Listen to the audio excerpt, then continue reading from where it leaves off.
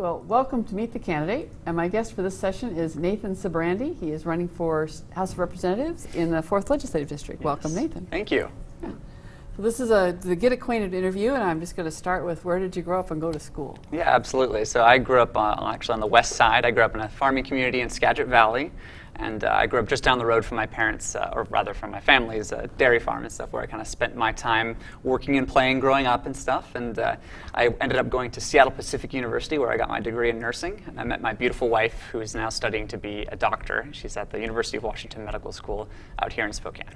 Oh, okay, that's right. I was going to say, but that's, oh, then I realized. Yeah, exactly. Yeah, they do have a branch. Yeah, we pushed really hard to get out here simply because she's very passionate about rural medicine in particular, because she grew up in Pullman. It's a very underserved area out here, a lot of times for medicine, and so kind of demonstrate our commitment to being out here. So. Well, that explains why you're back here. Yeah. So what were your first work experiences, and what did you learn from that? I imagine something on the farm probably. Yeah, well, that was early on, working, just feeding the calves, basically. It's something that needs to be done, and when it's a family farm, it's a family effort. So you're out there every afternoon, and you're getting your hands dirty and stuff, and that's when jeans are supposed to have grass stains, So that was kind of my first work experience. In nursing, my first experience was actually working at a place called Bailey Boucher House, which is an HIV/AIDS hospice and rehab facility in downtown Seattle. So I grew to have a really big passion for hospice and palliative care and for long-term care and stuff. And so that's kind of where I started out in my nursing career. Okay. Mm-hmm. So are there some interesting travel or volunteer experiences that have shaped how you approach the world? Yeah, sure. Growing up, I always was involved in children's ministry at church and stuff. That was a big passion of mine. Just especially working with kids has been fantastic. I kind of parlayed that later on in high school, working as a ski instructor, working with kids and stuff. It's absolutely fantastic. And when I was in college, I was actually a vaccine safety trial volunteer, emphasizing the importance of you got to have some young, healthy people who are kind of willing to take the plunge and put the research in to prove that a vaccine candidate is safe and stuff. And so I did kind of some of the front work on that, and all of those have definitely factored into my approach. Yeah. Okay. When you were first looking for a career, what drew you to nursing? Yeah. So nursing is the ultimate, in my opinion, it is the ultimate career. I think everyone should be a nurse. Well, my mother was a nursing instructor, so there you go. Nice. Yeah, well, we don't have enough of those male nursing instructors in particular. Yeah. She retired okay. after 20 years. I'm sorry, I thought you said brother. No, you said mother. My mother. Gotcha. Yeah, no, but I went into nursing because, in my mind, it was the perfect combination of head knowledge and heart knowledge. And I sort of naturally gravitated toward the head knowledge aspect of things, and it really taught me to grow as far as the heart knowledge and the compassion and the human connection. But I love nursing because I wake up every day and I go to work and I don't have to worry at all about whether my job is worth doing. It's always worth doing because you make such an impact on people's lives, and the relationships that I make in that setting are they are of incalculable value, and I wouldn't trade it for the world. And as a bonus, the shifts are flexible and long enough that I get to work 3 days a week, and it gives me the opportunity to do things like this. If I didn't work as a nurse, it'd be a lot harder to run for office. Well, I know that nursing has gone to some longer shifts because the fewer handoffs, the fewer opportunities to miss something, and so exactly. Yeah. Like my mom was an instructor at Spokane Community College. Oh, very cool. For 20 years. I work with students from there all the time. They're fantastic. Well, she was part of starting that program. Oh, very cool. So. Wow. Yeah. So what prompted you to take on politics? Yeah, so I do have a little bit of experience volunteering in politics and stuff. Back in the 2016 cycle I was a campaign manager for a state senate race. Unfortunately, it was not a successful campaign, but that's okay. I met a lot of really interesting people and learned how important it was to have really good, smart, very humble people who are willing to listen and go to the legislature and be effective for their constituents. The reason I got in, I wasn't really planning on getting in this year, but once the seat became an open seat and COVID was dominating the headlines as top of mind for most voters, I thought now would be a really good time to bring my expertise as a nurse and a conservative to bring that to the table, because I feel like that provides a really interesting perspective in terms of being able to balance the values of public health, which I'm very much in support of, but also understanding that economic health is a huge factor in public health. And I feel like people are very concerned that they're concerned that we are able to strike the proper balance between those two. Well, balance is always good in almost every area of Yes. life. One of the other questions I sometimes ask is about well, I think I did ask a little bit about volunteer experiences, and you had mentioned some volunteer experiences. Is there any More recent stuff? Or? Yeah, is there one particular episode or some vignette that sticks in your mind that you keep thinking about as you approach policy? Something that informs your view.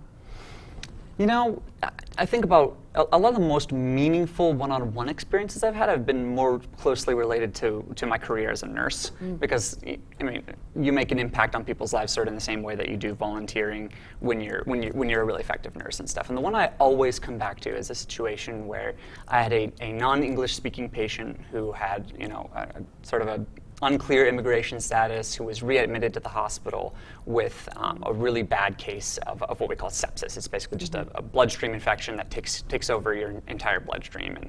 And it's always difficult when there's a language barrier, because the amount of time you have to spend getting a proper translator and everything is very, very, it's just very time consuming. And for this patient in particular, he was Marshallese. So there aren't even medical interpreters for Marshallese patients, and that really added to the challenge. But because of my willingness to be thorough and to be present in that situation, I and another auspicious nurse practitioner were actually able to catch a case of what we call endogenous endophthalmitis, which is an infection. It's an autoinfection of the eye that happens with patients who have sepsis. And we were able to catch it soon enough that we caught it early enough in the disease process. And this is a very rare disease. You don't see this ever. So the fact that we caught it was amazing. And we were actually able to get that patient airlifted by the end of the day to Harborview with a chance to actually save their eyesight and stuff. And that comes back to me again and again as just an unbelievable testament to the impact that you can make as an attentive nurse who's willing to take the time it takes in those situations.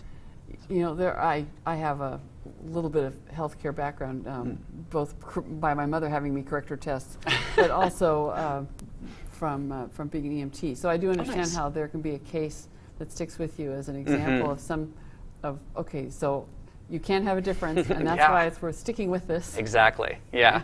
And continuing. Well, so so what made you decide to you described why you are running this year, but to get into politics, what about the responsibilities of the office do you think that you bring particular background to? The 4th Legislative District is very conservative, and for that reason I think a lot of voters in the 4th are looking for someone who can be an advocate for conservative values in Olympia and stuff.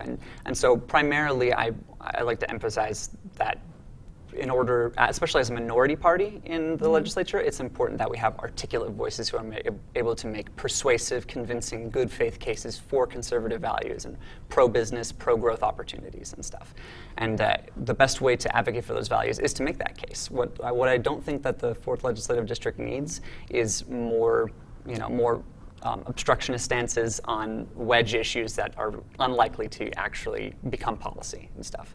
So what makes an effective legislator is someone who's willing to listen, know what they don't know, and to advocate forthrightly for values and to try to make the connection between policy and those values. Okay, that's kind of the answer to this last closing question, which is, so what do you do for your 60-second pitch to a new voter if you were able to doorbell, which we're not Oh, right now? I know, right? It's killing me. Yeah. Well, what's the top reasons to vote for Nathan Sybrandy for 4th Legislative District, House of Representatives?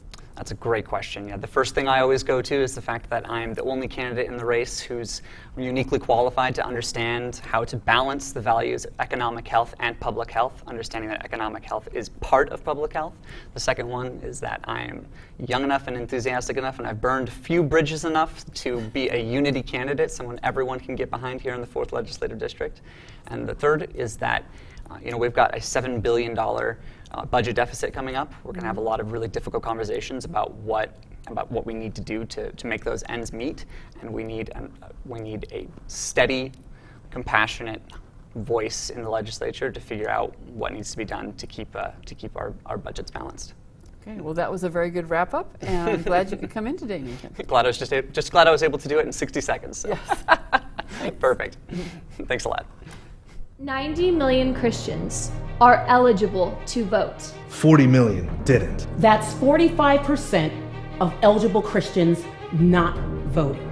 We can change that. We believe We Vote was designed to arm people of faith with information on candidates And how they line up with biblical and constitutional principles. It's simply WeBelieveWeVote.com. We're on a mission to rev up the 2020 election. Tell your friends, your neighbors, and especially your pastors to rev up. Be an educated voter. Arm yourself with truth based on the Word of God. 2020, rev up. Register, educate, vote. Rev up. Rev up. Rev up 2020.